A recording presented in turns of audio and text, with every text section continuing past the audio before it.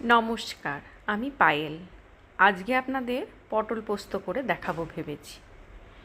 প্রথমে পটলগুলোকে বেশ ভালো করে খোসা ছাড়িয়ে কেটে নিয়ে সর্ষের তেল কড়াইয়ের মধ্যে দিতে হবে, দিয়ে কালো জিরে, একটু কাঁচা লঙ্কা কেটে ফোড়ন দিয়ে তার মধ্যে এই পটলগুলোকে দিয়ে দিতে হবে।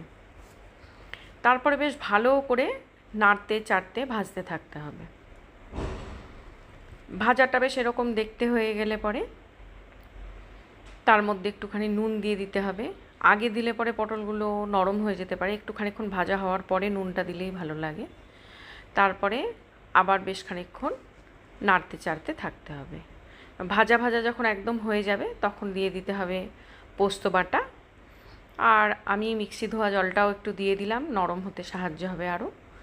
তারপরে বেশ ভালো করে আবার বেশ খানিকক্ষণ ফুটতে দিতে হবে। এইভাবে এই পদটি ধীরে ধীরে বানাতে হবে। যখন এরকম তেল ছেড়ে আসবে তখন ওর মধ্যে দিয়ে দিতে হবে খানিকটা চিনি, স্বাদ ব্যালেন্স করবার জন্য, আর দিতে হবে কটা কাঁচা লঙ্কা, তাহলে গন্ধটা বেশ ভালো আসবে।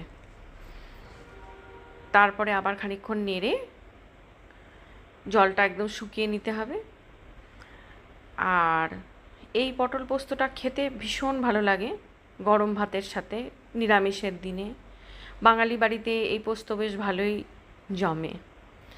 যখন একদম শেষ হয়ে আসবে রান্না তখন একটুখানি কাঁচা সর্ষের তেল দিয়ে দিয়ে অল্প নেড়ে চেড়ে তৈরি হয়ে যাবে সুন্দর পটল পোস্ত, একদম খাওয়ার জন্য তৈরি।